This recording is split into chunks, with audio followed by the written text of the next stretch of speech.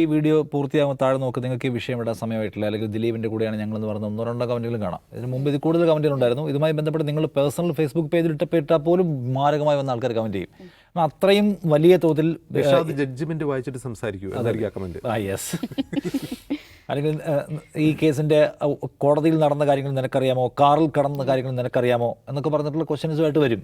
എന്ന് മാത്രമല്ല, ഒരു പാവം മനുഷ്യൻ ഇപ്പം തന്നെ നോക്കൂ, ഈ മാർട്ടിൻ്റെ വീഡിയോ ഉണ്ടല്ലോ, കണ്ടാൽ തന്നെ നമുക്ക് ആദ്യത്തെ മൂന്നാമത്തെ മിനിറ്റ് ചിരി വരും. കാരണം അയാൾ പറയുന്ന മുഴുവൻ, അതായത് മാർട്ടിൻ്റെ വീഡിയോയിൽ പറയാണ്, മാർട്ടിൻ വണ്ടിയുമായിട്ട് നടിയെ കാണാൻ വരും, മാർട്ടിൻ്റെ ഫോൺ നടിക്ക് ഫോൺ ചെയ്യാൻ കൊടുക്കണമെന്ന് പറഞ്ഞു എന്നാണ് അതിൽ പറഞ്ഞൊരു കാര്യം.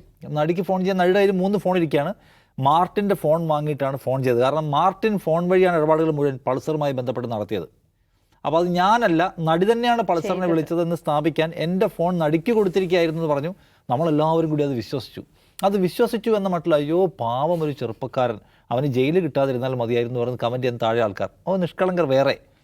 ഈ പറഞ്ഞ തരത്തിലാണ് ഇതിൻ്റെ അത് കംപ്ലീറ്റ് നിങ്ങൾ കണ്ടാൽ മനസ്സിലാവും. അവസാനം ഞാൻ കാർ ഓടിച്ച് ഈ എപ്പിസോഡ് തീരുന്നവരെ എൻ്റെ ഫോൺ നടി തിരിച്ചു തന്നില്ല. എത്ര നടിക്ക് ഇവൻ്റെ ഈ പറഞ്ഞ അയാളെ ഒരു തവണ മാത്രം കൂട്ടാൻ വരുന്ന ഒരാൾ നമ്പർ എടുത്ത് വിളിക്കണം എന്ന് മാത്രമല്ല, അതിനകത്ത് അവർ എന്തൊക്കെയോ തരത്തിലുള്ള അസാധാരണത്വങ്ങൾ കൂട്ടി ഒരിക്കലും മുട്ടാൻ കഴിയാത്ത തരത്തിലുള്ള അയുക്തികമായ പോയിന്റുകളാണ് കക്ഷി പറഞ്ഞത്. ഈ കേസിലെ 2ാം പ്രതിയാണ്. ലാലു പറയുന്നുണ്ട്, ഇവൻ പരിക്കേറ്റ മട്ടിൽ അഭിനയിച്ചാണ് അവിടെ വന്നത്, അവനെ കണ്ടപ്പോഴേ എനിക്ക് സംശയം തോന്നുന്നു. പി ടി തോമസ് പറഞ്ഞു ഇവനെ നമുക്ക് ആശുപത്രി കൊണ്ടുപോകാൻ പാവമാണെന്ന് തോന്നുന്നു. അപ്പോൾ ലാലു പറഞ്ഞു ഇവനെ കണ്ടറിയാം അവൻ കള്ളത്തരമാണെന്ന്, അവനെ പോലീസിന് കൈമാറി ക്വസ്റ്റ്യൻ ചെയ്തപ്പോൾ അവനെല്ലാം സമ്മതിക്കുകയും ചെയ്തു എന്ന്. അമ്മാതിരി 1ാം ക്ലാസ് ഫ്രോഡാണ്.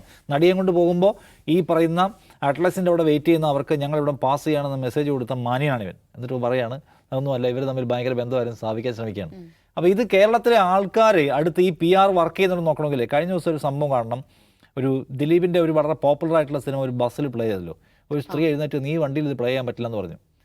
പ്ലേ ചെയ്യാൻ പറ്റില്ല, അവർ വഴക്കിയത് മഹാഭൂരിപക്ഷം പേര് അവരോട് കൂടി ആ സിനിമ നിർത്തേണ്ടി വന്നു.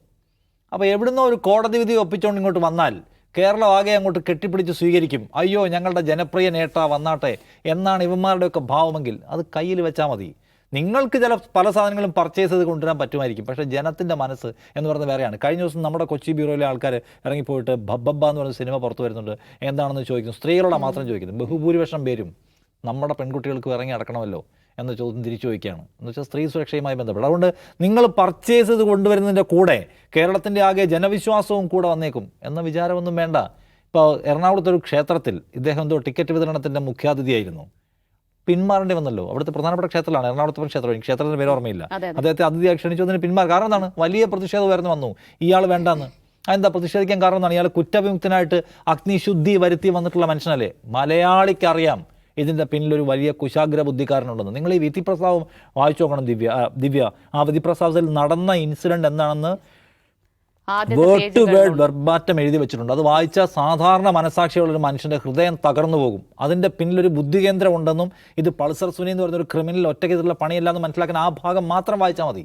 ഈ പണി എടുത്തിട്ടുള്ളവൻ തലയുയർത്തി കേരളത്തിൽ ജീവിക്കാൻ പാടില്ല നമ്മളെല്ലാവരും നമ്മുടെ ഹൃദയം കൊണ്ട് ഉറപ്പിക്കുക ആ ഭാഗം വായിച്ചാൽ.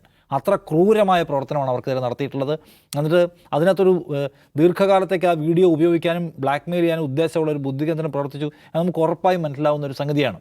അപ്പോൾ അതിലെ ബുദ്ധികേന്ദ്രം പിടിക്കപ്പെട്ടില്ല. അതുകൊണ്ട് നിങ്ങൾ ഇപ്പോൾ ഇങ്ങോട്ട് ഇറങ്ങി വന്നിട്ട് കൈ ഉയർത്തി കാണിച്ച് നീതി ദേവത കണ്ണു തുറന്നിരിക്കുന്നു, അല്ലെങ്കിൽ ഇതാ ഭബ്ബയുടെ റിലീസിൽ ആദ്യത്തെ പ്രീ ബുക്കിംഗ് 17,000 അല്ലെ 1.25 ലക്ഷം കടന്നിരിക്കുന്നു എന്നൊക്കെ പറഞ്ഞാൽ കേരളം ഏറ്റെടുത്തു എന്നൊന്നും നിങ്ങൾ വിചാരിക്കേണ്ട.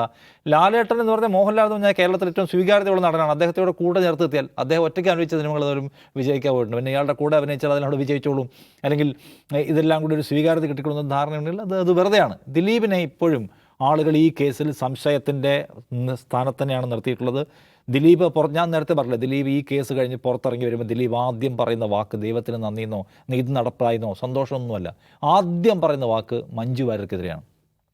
പകയോടെ ചിന്തിക്കുന്ന ഒരു മനുഷ്യൻ്റെ അയാളുടെ ഉള്ളിലുള്ള കൊടിയ പകയാണ് വർക്ക് ചെയ്യുന്നത്. ആദ്യം പുറത്ത് വന്നിട്ട് മഞ്ജുവാണ് എനിക്കെതിരെ ഗൂഢാലോചന നടത്തുന്നത് പറഞ്ഞാൽ അയാളുടെ പക പ്രവർത്തിക്കുന്ന നിങ്ങൾ നോക്കണം.